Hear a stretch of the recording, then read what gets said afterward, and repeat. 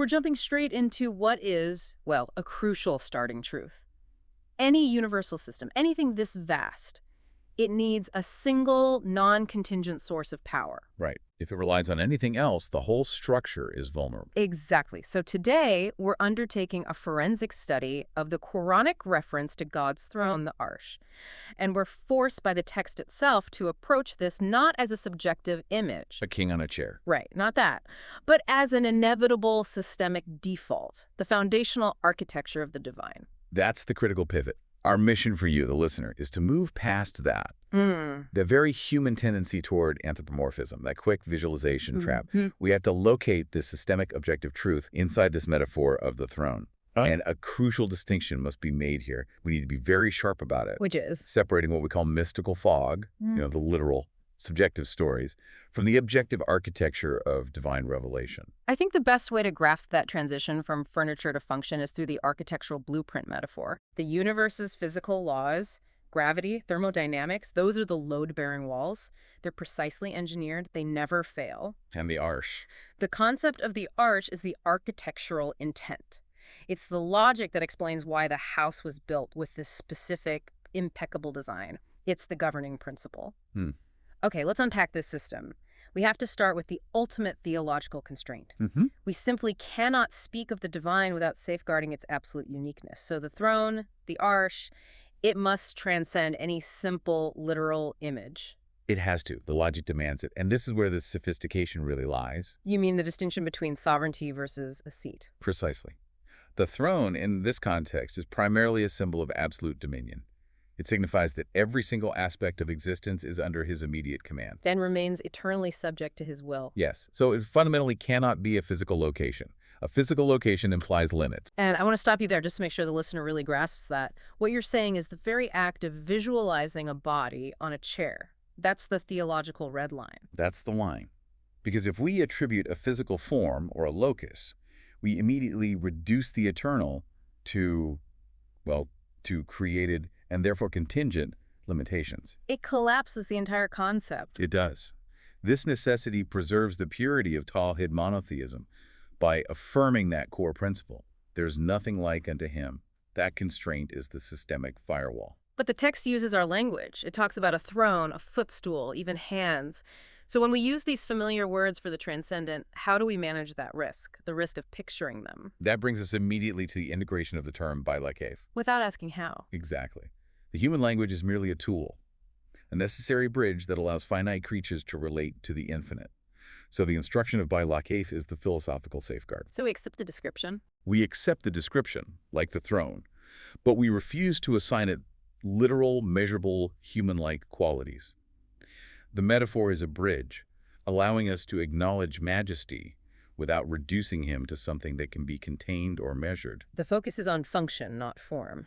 Exaltation and function, never materiality. That clarifies the constraint beautifully.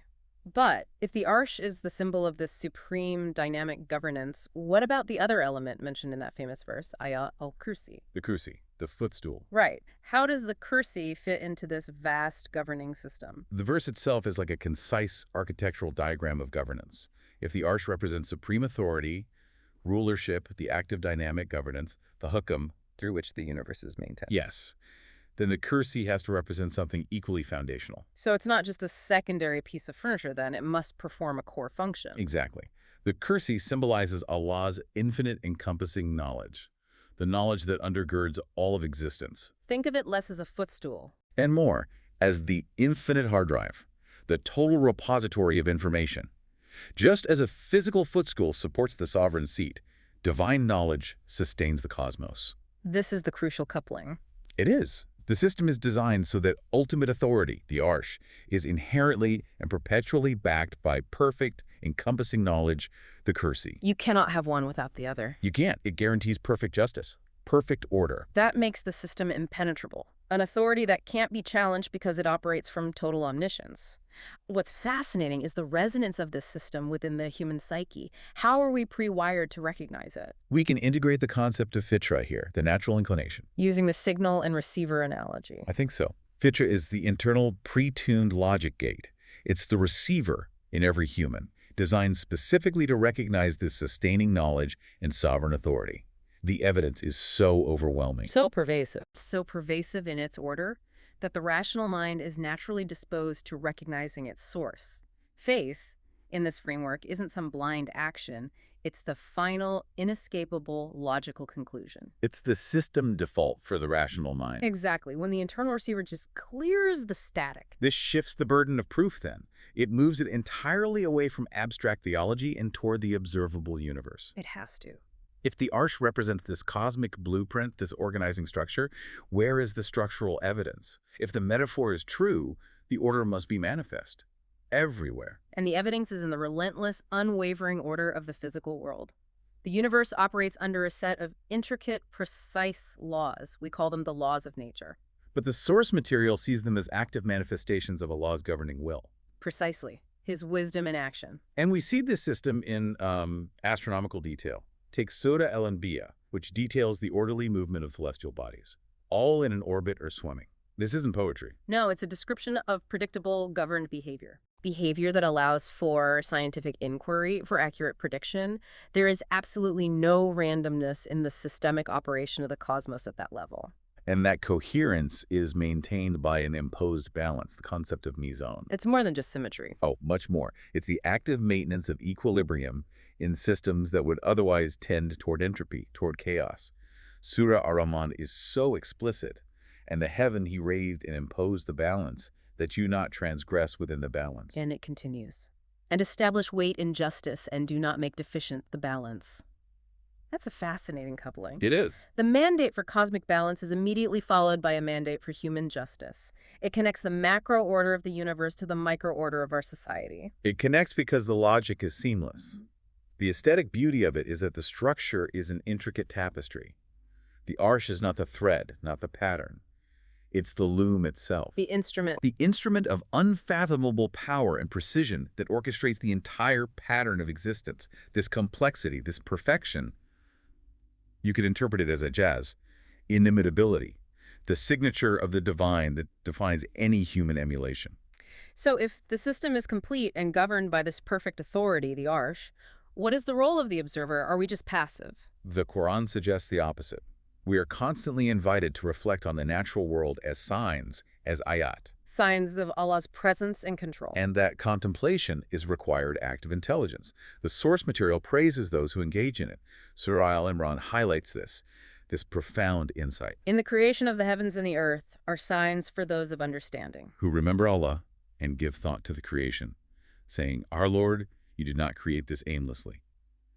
That realization that existence is purposeful, not chaotic, that's the moment the human mind aligns with the logic of the Arsh. So contemplation connects directly to our responsibility. How do we translate that infinite intelligence into finite action? I think we use the optical mirror analogy here. Human intelligence is like a mirror. It doesn't generate light. It's tasked with accurately reflecting the infinite intelligence of the object standing before it. The Arsh. Yes. Our job is to reflect the truth of the system, not invent our own. And this reflection, it reinforces the human mandate, the role of Khalifa, the trustee. The administrator. Because we understand the sustaining knowledge, the Kursi, and the necessary balance, the Mizan. We are tasked with administering the system based on justice. We are not just passive observers of the cosmic blueprint. We're meant to apply its principles locally, in our own sphere of influence. We are the system architects on the ground. And that, ultimately, is the purpose of recognizing the Arsh. Not to conceptualize a seat in the heavens, but to realize we are responsible agents within an impeccably managed, knowledge-backed, and purposeful system.